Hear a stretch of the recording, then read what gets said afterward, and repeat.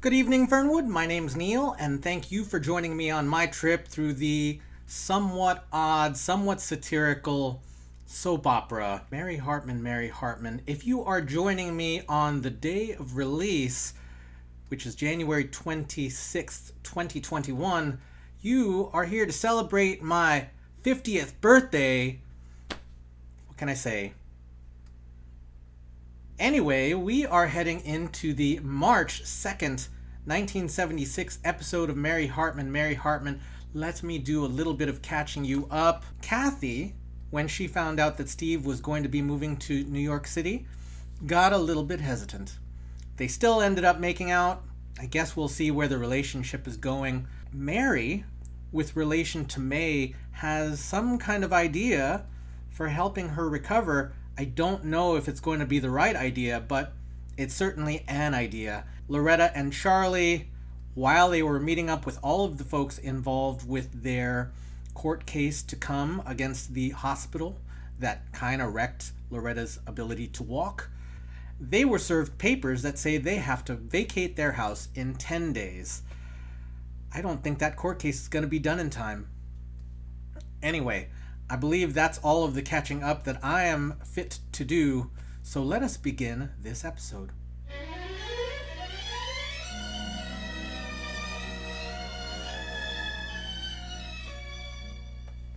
Hartman! Mary Hartman! Skipper, you shouldn't have come back to Daly City. Shouldn't have come back? Nan, what do you think I'm made of? Isn't that the problem, Skipper? Hasn't that always been the problem? Would it sound too hollow if I told you I came back for you? Hello. Hollow. It would sound wonderful. No, everything's fine. I'm just watching my mother's dreams. But I know you too well for that. No, she left already. She's in a much better frame of mind. No, I'm just relaxing now with someone else's misery. Nan, I still love you. Oh, sure, you can say it, but you don't feel it. I mean, you don't even know the meaning of the word. You don't. You don't even know the meaning of the word. No, I'll put it back there, okay? Give me a chance, please. You want to see me beg? Yeah. Make 'em beg. I would never degrade you, Skipper. And I could never do as good a job as you do degrading yourself.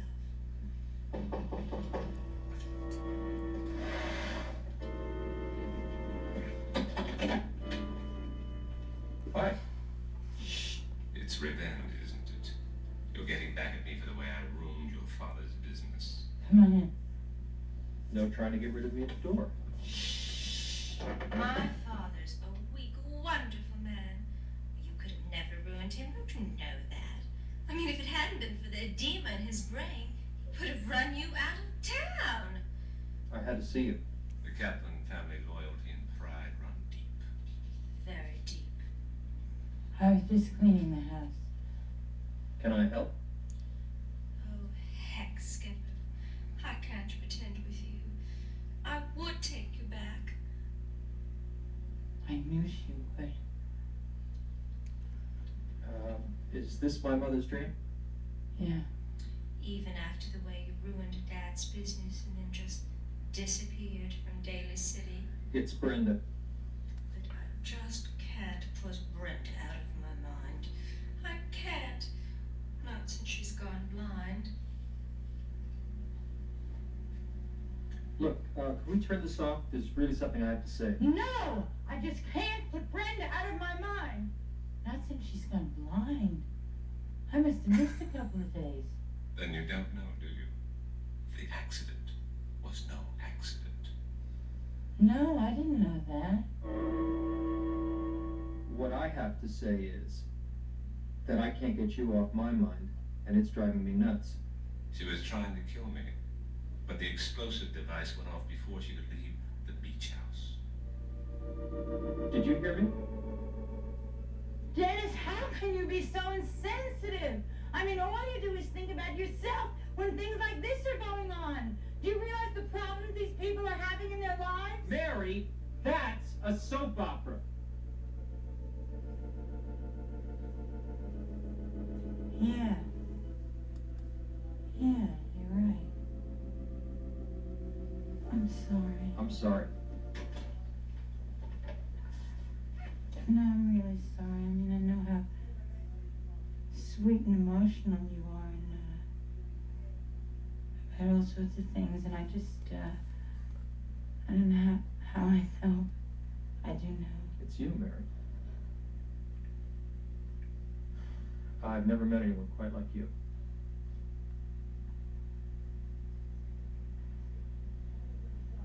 But I'm back with my husband now. Dennis, we had a few laughs. It just has to be, this way now. Would it make any difference if I told you it wasn't over for me? I've never had a girl affect me like this.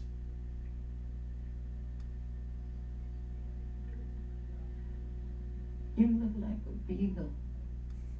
You look like a little beagle puppy. Would you kick a puppy?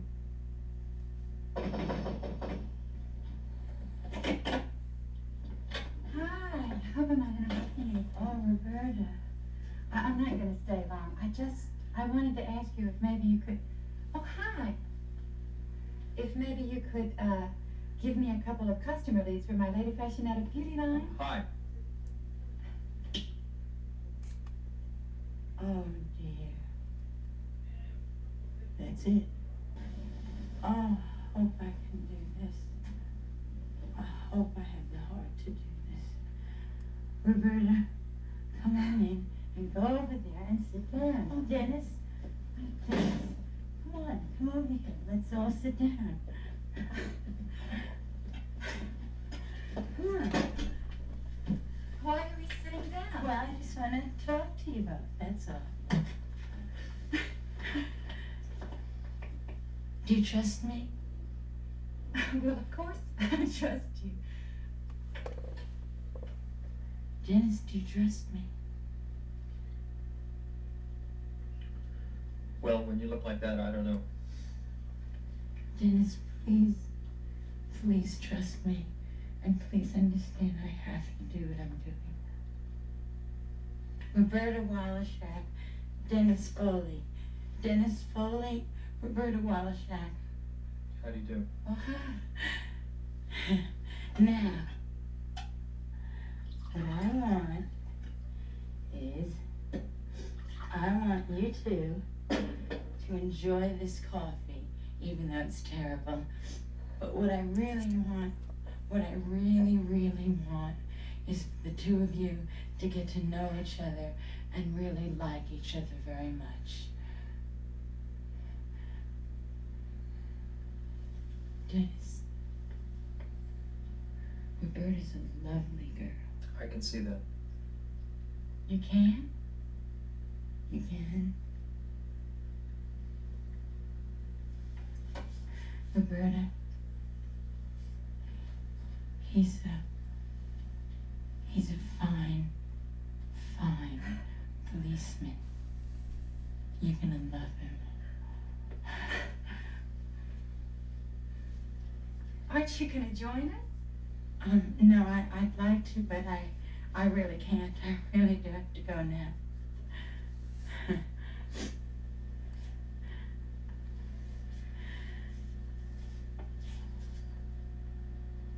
Hey, smile. Okay. You won't even notice I'm gone.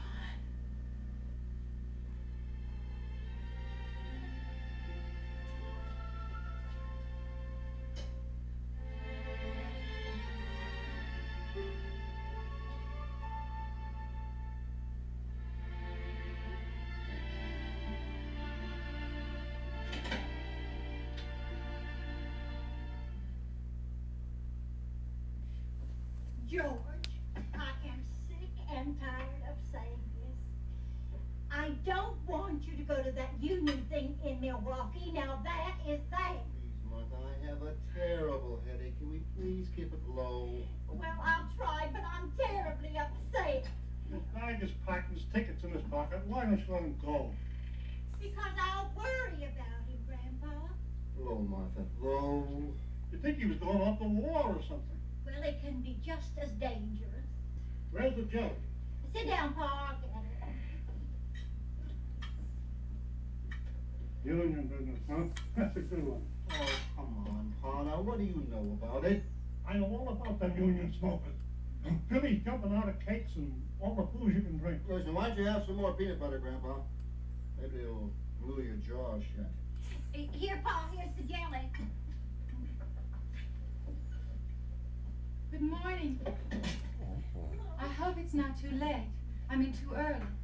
Although for some people, I guess it could be too late. Too late for what? Hello, Roberta. Would you like to have some coffee? No, thank you.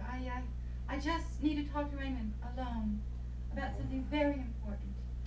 You see, I think it should come from me. I wouldn't want him to hear it from anybody else. But what about, dear?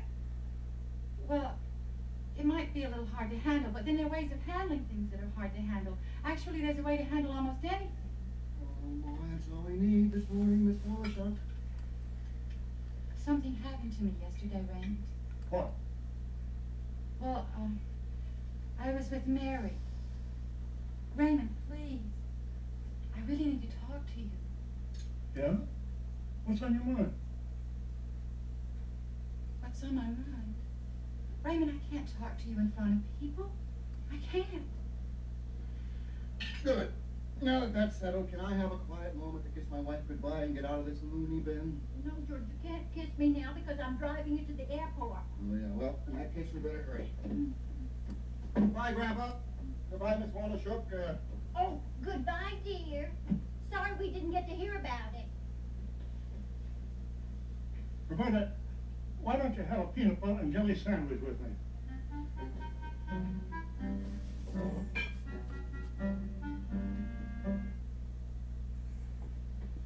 Now that what's his name is on his way to Milwaukee, you can tell me what's on your mind.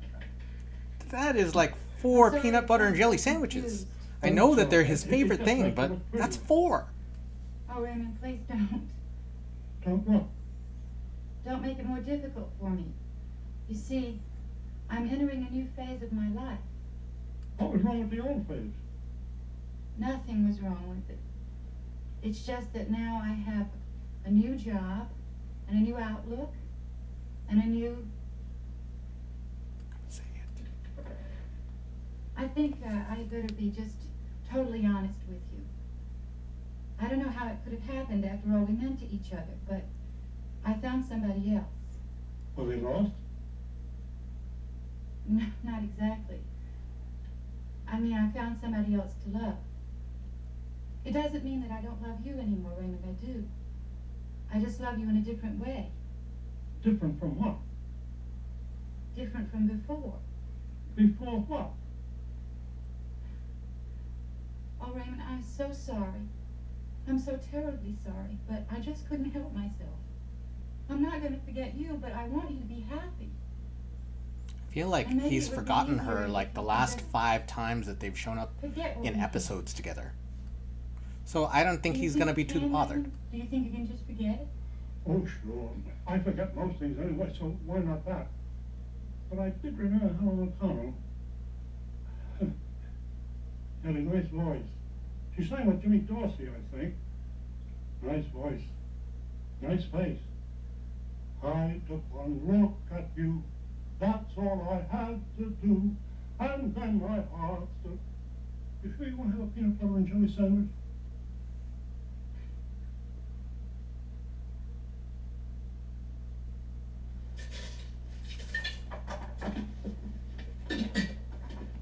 Heather, are you sure it isn't in your room?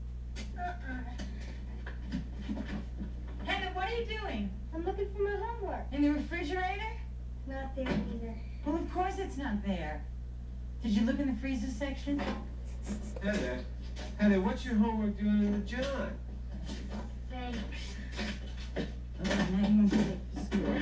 Big deal. I want to drop out of school anyway. Drop out? Oh, what are you going to do? I'll join an all-girl rock band.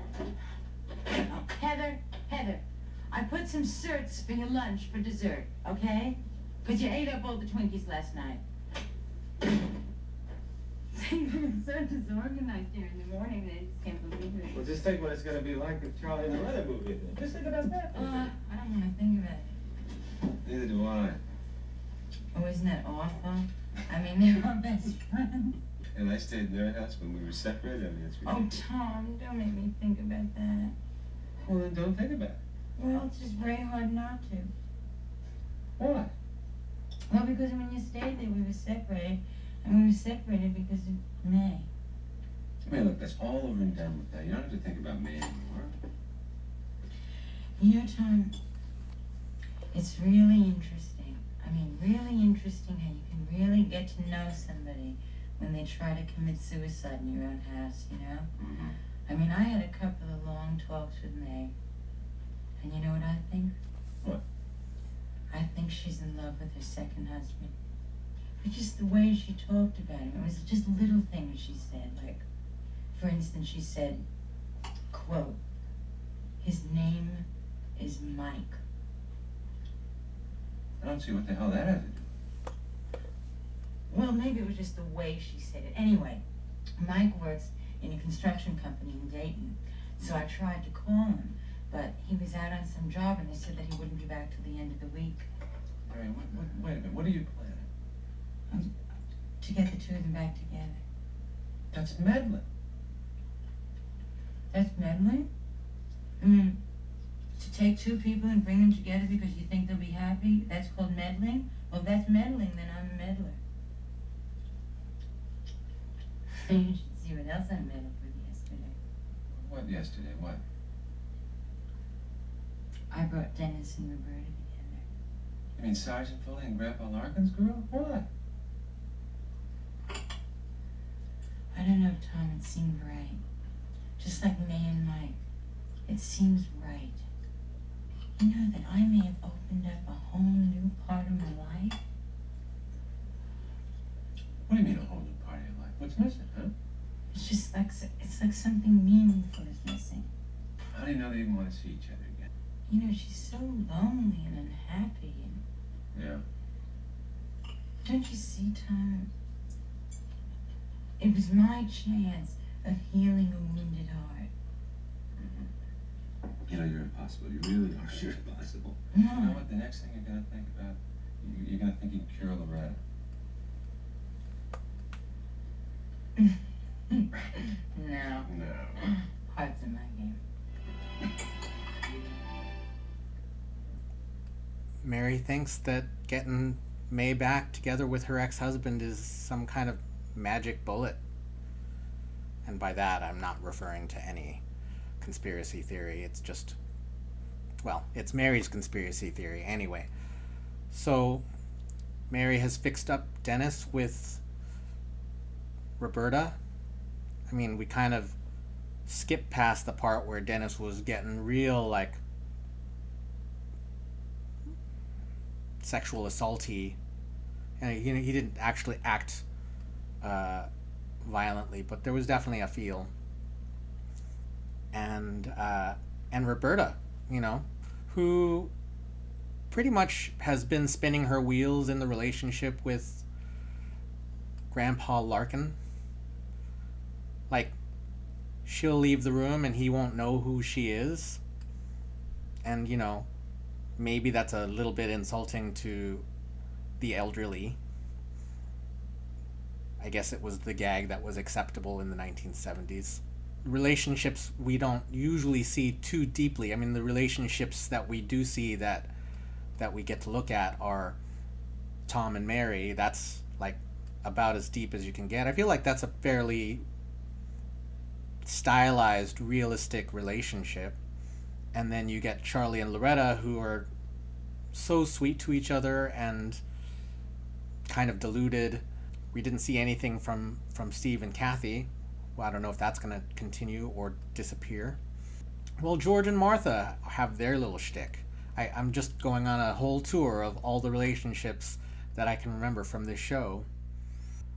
Oh, something that occurs to me is, this is like the fourth or fifth different fictional soap opera that we've seen one of the characters on this show watching. And I think it's so interesting.